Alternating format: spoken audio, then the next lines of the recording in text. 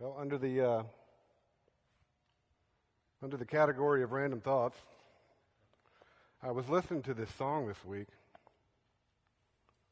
and it was about the prayer that Jesus prayed in the Garden of Gethsemane. And there's a line in the song. There's a line in the song that says, "Give me the strength to die." It's like, woo! That is when I was listening to that song, I was like, that is a incredibly powerful line of Jesus praying, "Give me the strength to die." And I had this random thought of maybe sometimes we forget that God's life wasn't taken, that He gave it. And it just really spoke to me whenever I first heard the song. I'm kind of constantly on the lookout for new songs that we can do as specials and such. And when I heard that line, it just almost made me cry. It was so powerful. And that doesn't have anything to do with our message today, which is random. That was free. And that's something that I've always wanted to say. Like, that was for free, now we're going to begin our message. There's only a few people that get to say that. Okay, we're going to be speaking out of Jonah chapter 1 today. Not really sure what our schedule is going to be in the next few weeks to the end of the year, but I'd like to go through all 4 chapters of Jonah. And last time I preached, we talked about no limitations. And it sort of wrapped up everything that I had been talking about for about 5 messages. And so I was sort of wondering, where are we going to go next? What are we going to do? I'm not really sure what we're going to talk about next. And it sort of hit me, just in studying, daily study. We need to talk about expectations.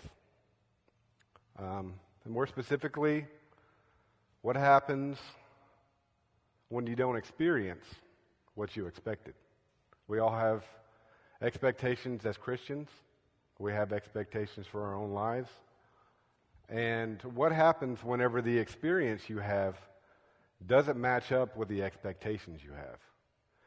And I thought that I got this pretty strong impression because I had just gotten done studying Jonah for my Old Testament class, that it would be a great story to correlate with expectations. I think most of us know the story of Jonah, but we're gonna come at it a little different angle than probably you're used to hearing. We're going to try to draw out some facts that maybe you're not familiar with the chapters, and we're going to talk about a different sort of expectation every week. And being that this is the first chapter of Jonah, we're going to talk about what God expects from you today.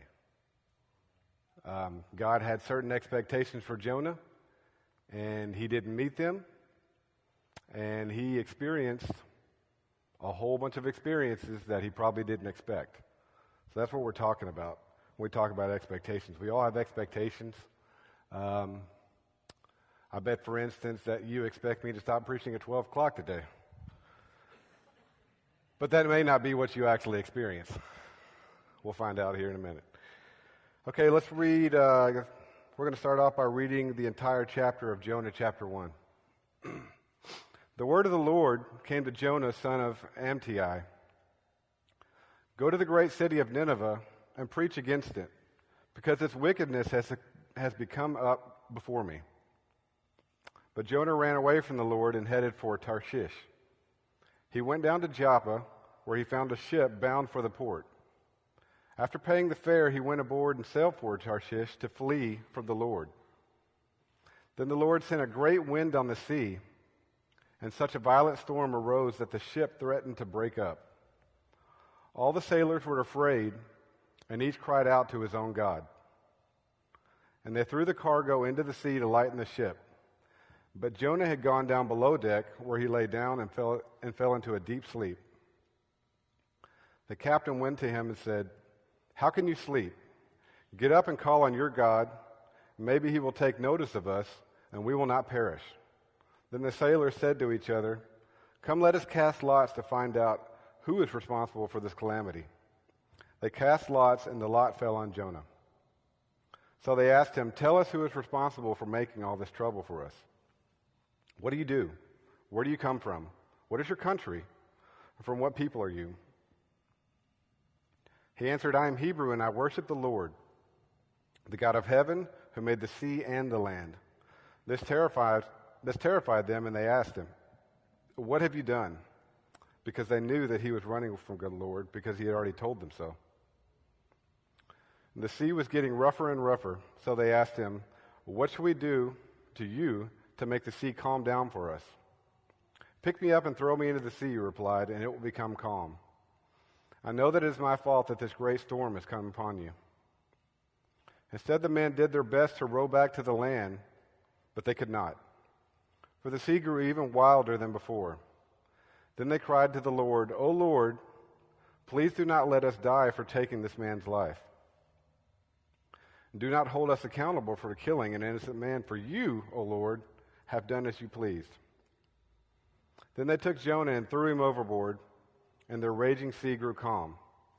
At this, the men greatly feared the Lord, and they offered a sacrifice to the Lord and made vows to him. But the Lord provided a great fish to swallow Jonah, and Jonah was inside the fish 3 days and 3 nights. Let's go to the Lord in prayer. Lord, we thank you for this incredible opportunity to come here today and to hear your word provided, to have fellowship with other Christians, to have Sunday school, to be able to just commune with one another, Lord, so freely and so free from threat. And we pray that you would please be with us today, Lord. Please give me the words that you would have to speak. Please help break down the barriers that people might have today from their own life, and so that we can try to find out what your expectations are. And we pray that you would please bless us, and thank you for renewing our strength. In your name we pray. Amen. Okay, so first of all, Jonah was a prophet. He was a Jewish prophet, and he was a prophet for the Lord. And I'd like to point out that Nineveh was not a Jewish city. Nineveh was the capital of Assyria, and this is actually right before Assyria conquered Israel. So what was being asked of Jonah was not easy. We sort of need to think of it more than a children's Bible study, the story that we knew growing up. He was going to go to the capital of the city that was their enemy, and it was at this time was the biggest city in the world and the most powerful city in the world. So he would ask them to go to Nineveh. And not only did he ask him to go, but Nineveh was 500 miles away. So this was no easy task that was asked of him. And you don't have to look very far to see that the symbolism in this chapter is just oozing for our own literal and figurative relationship with God. Jonah ran from the Lord in the opposite direction. The way that he went to Joppa was actually, this goes into symbolism I was talking about, he went the opposite way that he was supposed to go. He was supposed to go north to Nineveh, and he turned around and went the other way. And so it's great symbolism for our own lives. It says that the men prayed to their gods. It's important to point out that it's little g. They were praying to their gods. They weren't praying to the God. It sounds like they were basically calling upon anything they could call upon at this point. The captain went to Jonah because Jonah was asleep. This was a major faux pas if you were on a boat. If you've ever watched The Deadliest Catch or any of these shows on TV that are about boats, if something goes wrong on a ship, you don't go downstairs and you go to sleep. It's all hands. I mean, that's where the phrase came from, all hands on deck. So it was all hands on deck, and Jonah's down there taking a nap. For the life of me, I can't really figure out why he was taking a nap. They don't really know. I couldn't find much. I thought of it more from the aspect of whenever a criminal is caught, sometimes they will go to sleep in the interrogation room because the guilt was killing them. And even though they have been caught and they're going to go to jail, they can sometimes find a place of peace. So even though he knew that he was caught, maybe he just found peace and he knew that it was over. He had been running from the Lord. He had this on his shoulder. He knew that the Lord had him. Maybe he was able to go to sleep. Doesn't really matter because he was supposed to be on the deck helping. I found it interesting that while they were praying, and they use this many times in the Old Testament about throwing lots. They threw lots. This is something else from the research that I did, and I kind of meant to talk to Paul about it. Whenever they throw lots, they don't really completely understand what they were doing. They think they could have been using rocks. They think they could have used sticks with like lines drawn on them. But whatever they were doing, it appears to be working because it's used several times in the Old Testament where they threw lots, and it always seems to work. So in their panic, they decide to throw lots just to, I guess, leave it up to the gods. Well, they left it up to the big God, big G. And then they threw lots, and the lot landed on Jonah. And so when the lot lands on Jonah, they ask him, who are you? Who are you from? What are you doing here? They're just trying to figure out, why are we about to die? Because if you read, there's more than one version you can read this in. If you read, I'd read it in a different version. It said that the storm, in the version that I read earlier this week, the storm was so strong that it threatened to actually break the ship in half, was the version that I read. It worded it a little differently in this NIV version. But that's a pretty strong storm. And so as they're trying to figure out what's going on, they figure out that it's Jonah. And they threw lots, and this was the Lord's way of showing them that it was Jonah. And whenever they ask him, he reveals that he's a Hebrew and that his God is the God of the land and the sea. And I think they knew whenever he told them this, that they knew of the Hebrew God and that he was the most powerful God. And so this made them even more nervous. And they're trying to figure out what they can do. And Jonah says, I guess this falls under the peace that he had because he knew that God got him. Jonah says, throw me overboard. And it's a pretty, I don't think that the language that is used, because the Hebrew language is so pictorial, you don't really grab the magnitude of what's going on whenever he says, throw me overboard. I mean, he's basically telling him, kill me. And it seems that these men were somewhat honorable men because they didn't want to kill him. And they tried to do things under their own power. Again, symbolism. They tried to row back to shore instead of looking to God. So as they try to row back to shore, the storm gets worse. And there's basically nothing they can do, and they concede to the fact that they're probably going to have to throw Jonah overboard. They were very hesitant. And mostly, they didn't want Jonah's blood on their hands. And I don't think you're going to run into a lot of people that want to just kill somebody. They didn't want their blood on his hands, and they sort of have a back and forth. And they were very hesitant about doing it. And it seems they reached a point where they conceded. They knew that this was what was going to have to be done. And as they throw Jonah overboard, the storm stops. Just in an incredible miracle that God provided, the storm stopped. And you would think that they would be rejoicing, singing the Hallelujah song. But I think they realized how powerful at that point the Hebrew God was. That the Hebrew God actually was. And this actually made them more terrified and more afraid. And I thought it was pretty cool that out of this, they started making sacrifices. I'm guessing right there on the boat, they just went ahead and started doing sacrifices. And to give praise to the one true God. And so we see from the first chapter that God had expectations for Jonah. And again, symbolism, God has expectations for our own lives in the way that he had for Jonah. God had a plan for Jonah, and even Jonah, even though he tried to screw it up, even though he ran from God, God actually kept him safe because he had a plan. And he prepared a fish.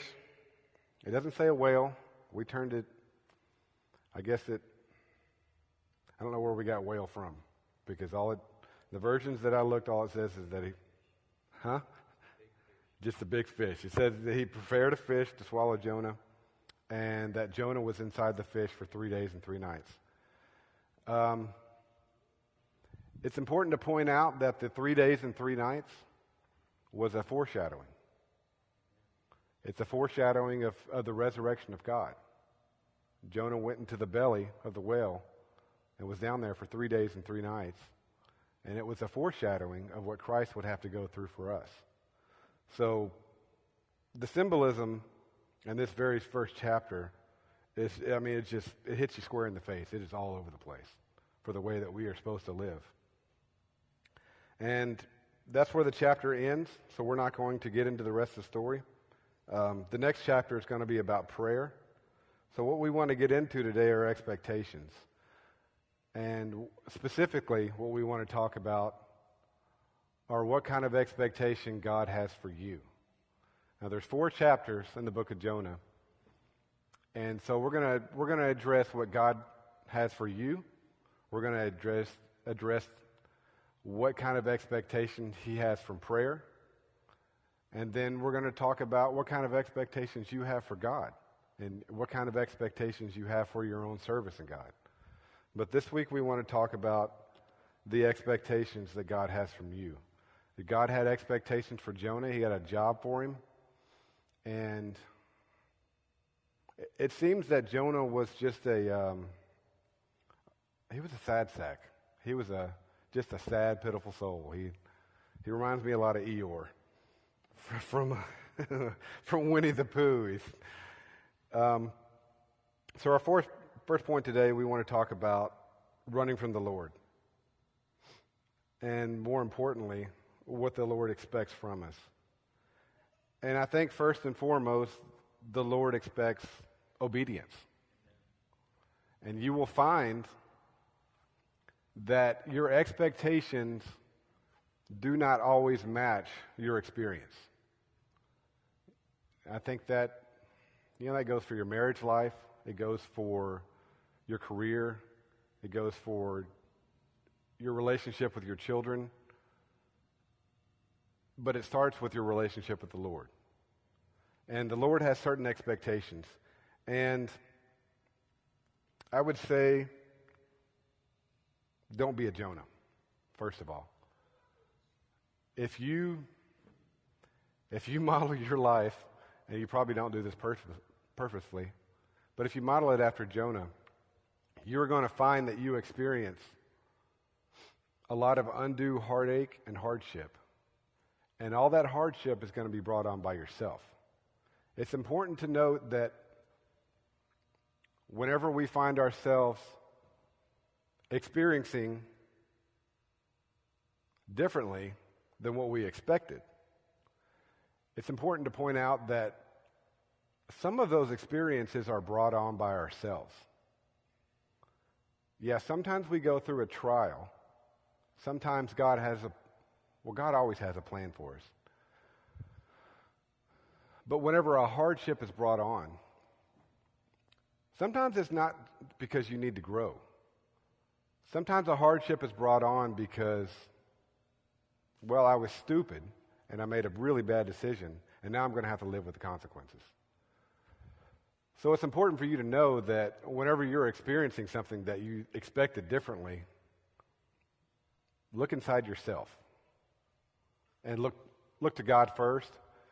But those experiences can be brought on by ourselves. They're not always a trial that the Lord is leading you through. If you are outside of the will of God, as Jonah was, you're bringing trials upon yourself. And I think that our lives, I know mine is busy enough and hard enough and filled with enough obligations that I don't necessarily need to add to that list. We want to talk about trying to make your own path. And I thought that obedience and trying to make your own path sort of tied in really well together. Jonah tried to make his own path. He was a prophet, so that means that he received word directly from the Lord at this time. This was before Christ died for us. So this was before we have the Holy Spirit as we have it now. So during this time, God used prophets. Jonah, being a prophet, would receive a word directly from the Lord. There is no way that he would have been able to get out of this and been able to claim ignorance. So as we seek growth, we have been praying so much at this church for growth. We have seen so much unity in the past 6 months, and everybody depending on each other for strength, everybody turning to God through prayer.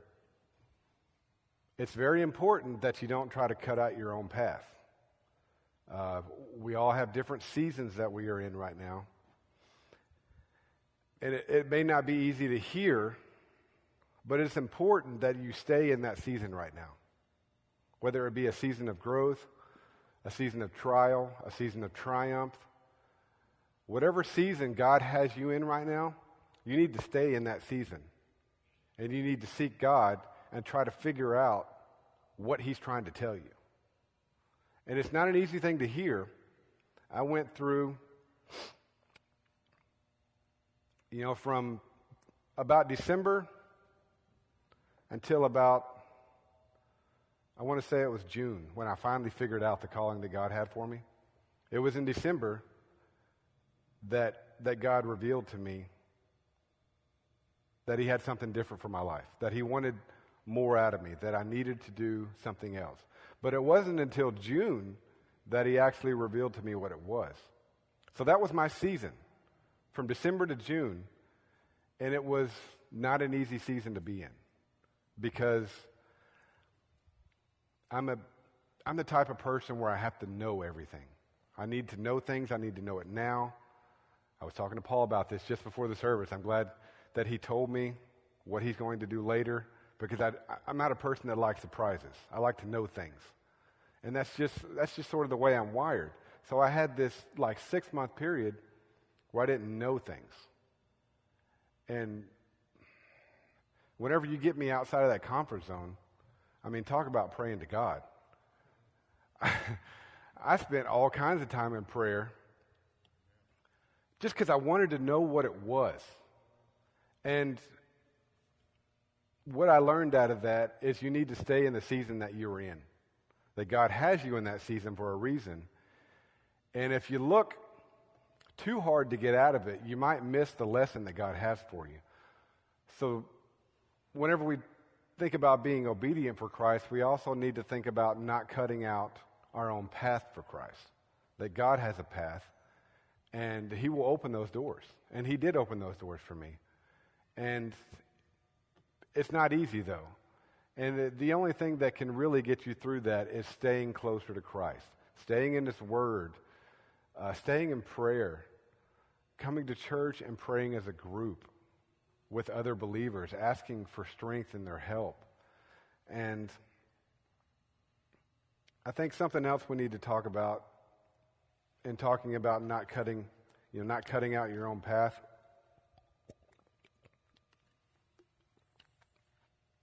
And this is sort of a conversation that I had with Lana earlier this week.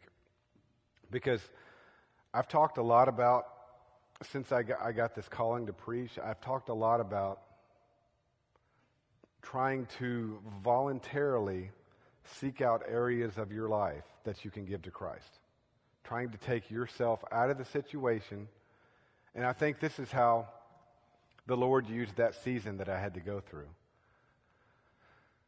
Is I had to reach a point where all of my concerns and all of my own desires for what I wanted to do for Christ, they had to be removed so that I could see what Christ actually wanted. And the reason I think that I have talked about so much about trying to find areas of your life that you can give to Christ voluntarily is there's areas that we can't always voluntarily give to him because we run into everyday problems. We still live in a broken world, and we have lives that we have to live, and we have things that we have to do. We can't sit here all day and meditate. We have to go on with our life, and we live our lives for Christ, but there are areas of your life where you can give back to him voluntarily. And a couple of those areas that the Lord has really been working on me for the past, since December, was what I put into my mind, what I voluntarily go and seek out and put into my mind. And the major thing became music, because I work in a shop where I listen to the radio for 10 and a half hours a day. We work a 10-hour shift. We have 30-minute lunch. I listen to the radio all day long. I love music. That's why I was telling you all about that song whenever I started this morning with the line of, "Give me the strength to die." Because music reaches me in a place that I almost feel like if I describe it to you, it takes away from how much it means to me. The Lord really ministers to me through music. And that's why I've devoted my life to music. It's because it reaches me. But what the Lord revealed to me was I can voluntarily go out and seek the wrong thing and put it in my mind for 10 hours a day if I'm listening to the wrong kind of music. And that was sort of a catalyst to a thought process that he gave me. Now maybe it speaks profoundly to you, and maybe it hasn't quite been illuminated yet to you, the gravity of what I'm talking about. But it sort of went from Christian music, and then it went to TV. And I had to quit watching some of the TV shows that I watched, not because I would stand up here and say that I'm ashamed to watch them. I'm not, but because I could voluntarily not put filth into my mind, not pollute my own mind. And the conversation that Lana and I have was she's reading this book, and I think it answered why God has revealed this to me, why I need to voluntarily do these things for the Lord. And the reason why, and I don't even necessarily think I fully knew what God was trying to do in me. I just knew that this is what he said, and I need to be more concerned with what he has for me than I have for myself. And I think the reason why you need to do these things is because by doing that, by not listening to secular music, by not watching movies that might be borderline inappropriate, that can get me thinking about the wrong thing, that can tempt me, by not doing these things, I have been taking myself out of the situation, and I have been interjecting God into the situation. So as we talk about not cutting our own path for God, I think the way that you're going to be most successful is if you try to take yourself out of the situation and you try to put more of God into the situation. So our first point was running from the Lord in obedience, and that leads us right into our second point. And our second point is listening to God. I don't think that you can fully listen to God the way that he intends you to unless you really take yourself out of the situation. We have so much noise in our lives. We have so much pollution in our lives. We have the dogs running into the house. We have the kids running into the house. It seems like every stinking kid in our neighborhood wants to come play at my house. They could be because my daughter's beautiful. I swear we have 4 or 5 kids in my house. And I don't remember there being that many kids until Audrey started playing outside. But we have all this noise in our lives. And in order to really listen to God, at least I have to get myself out of the situation. And the reason I say that is because it goes back to the comfort zone. I'm a very, very, very structured person. And I like knowing everything that's going to happen. And I already had a plan for my life. But I didn't realize that God was getting me ready for something different. And there's a poem we actually have on a plaque in the vestibule there. And it says, it's actually a pretty long poem, but the first line of the poem is, and we're talking about trusting in God. The first line of that poem is, "The will of God will never take you where the grace of God cannot keep you." And Jamie's actually the one that pointed that out to me. I thought it was very powerful. I want to read it again. It says, "The will of God," we're talking about listening to God now, "the will of God will never take you where the grace of God cannot keep you." So more specifically, we want to talk about going through trials. Now that we realize that some of the trials that we go through are brought on by ourselves and interjecting ourselves into the situation, even whenever we are seeking God correctly, you may find that you do not experience what you expected. And it sort of goes with the seasons that we were talking about. It's whether, do you have true faith to go through what God has for you? And we go through trials and we go through tests. I think what I was talking about, what I went through, the season that I went through, was a test. It wasn't a trial. And what I didn't realize as I look back at my life, because there were a lot of things that I experienced in my life that I had a hard time coming to terms with. Why did I have to experience these things? And why did my father, who was a pastor, leave the ministry and abandon our family? Why do you have to experience these things in life? And now that I have gotten married, I understand that God didn't cause that to happen, but He can use it. And He spent a long time preparing me. And I didn't realize what was actually going on in my life. And so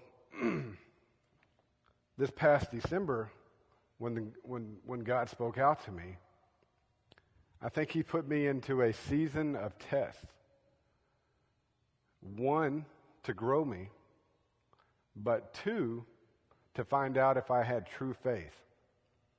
Because I thought that I knew God's plan for my life, and I wasn't seeking Him because I thought that I was already doing it. And what you will find in this sort of season is that you have to get to a place in your Christianity where you can give it to God. And it's a process. It's so much harder than it is to sit here and say. I can say it in just one statement, but it's so much more than that. It's, do you trust God to let go of your own ambitions to go where He is going to lead you to go? And for me, it was really hard because I didn't know what was going to happen. I even reached the point where I kind of started getting excited. At first, I wasn't excited because I didn't know what was going to happen. Because the only thing that He told me was, I have something completely different for your life. That was it. And whenever I started letting go of what I wanted, I found myself starting starting to get excited. Okay, what is God going to do? And Jamie and I felt pretty strongly that we were going to go into missionary work. And we were wrong, but we sort of started getting exciting about it. And it's not really an easy thing to get excited about because, who wants to sell their house and live on the road? But we reached this point in our lives where God walked us along. And we reached the point where we had enough trust and we put just enough of ourselves out of the situation and put just enough God into it that He was able to speak to us. And so as you're going through trials, you're going through tests, realize that most of the time, God is not going to let you take the path of least resistance. If you have read any part of the Bible, you know that the prophets that He chose, the people that He chose to use, He did not let them choose the path of least resistance. So when you look into your own Christianity, don't think that it's going to be easy. There are moments of triumph, and I've had those moments. There are moments of falling on your face, and I've had those moments. It is not easy to put yourself out there for God. But you have to, because it's what God expects from you. He has expectations for you. And, what we're doing here is not our own. These lives are not our own. And when we serve God, it's not lip service. We're not here just for a short time. We're here for a reason. And if you want to store up treasures in heaven, you need to look inside yourself and try to give more to God. You need to take yourself out of the situation and you need to put God into it. And we're going to end with when to wait and when to move. It's not really an easy subject to broach because there's not a scripture that I can point to and tell you when to move for God or tell you when to wait for God. I just know that, and I know I've said this several times, but all I can tell you whenever it comes to when to move for God and when to wait for God is if God doesn't want you somewhere, He can always shut a door. But when you talk about waiting for God, if you don't go through that door, somebody else will. And somebody else can take that blessing that was supposed to be for you. It is a very real reality that you can completely miss out on blessings that God has for you. And if you sit around and you wait too long, God will open that door and use it somewhere else.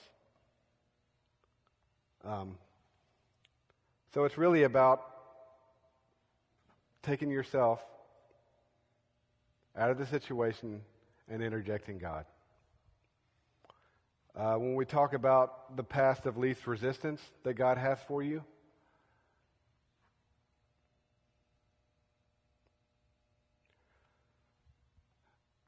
God is a limitless God. And how do you think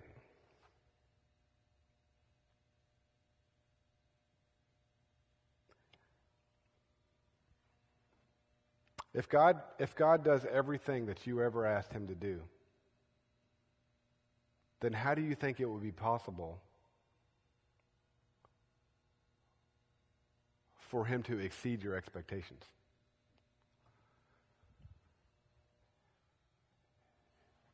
And it's not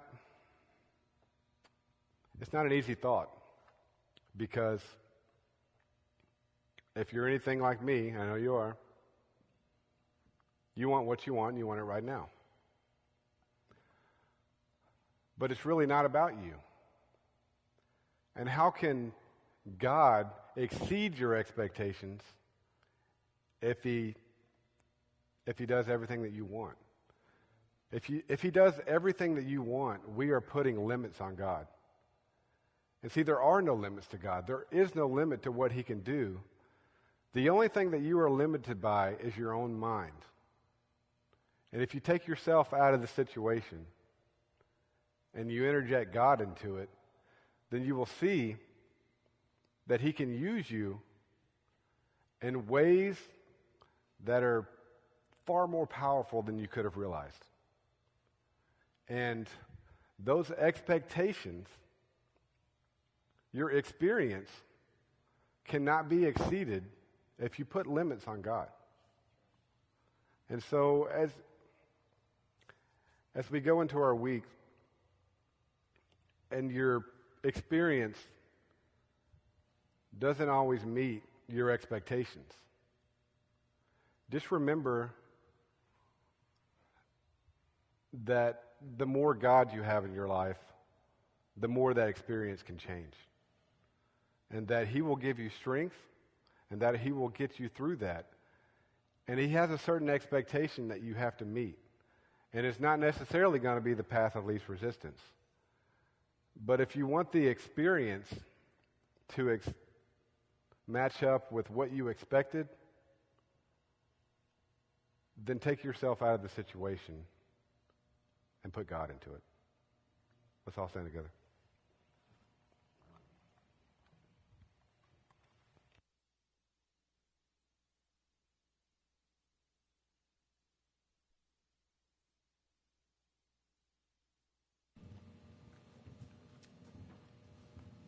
This time we normally have a song of invitation, a time of prayer, a time of seeking God's will. It's amazing how I think Bill's message probably goes better with what I'm about to do than the message that's actually from the passage that I'm going to read to you now, which I will preach next week, Lord willing. In cancer school, as I've come to call it, Lord showed me a lot of things. And He's ministered in a lot of ways. He's deepened my understanding of Him and of what He wants. And as we get to the end of James, I am in a time of need. And I will be preaching from this next week. But our elders are here this week. All of them. So we need to, this is a time to move, Bill. It's time to move, time to wait. I've discovered that throughout this process,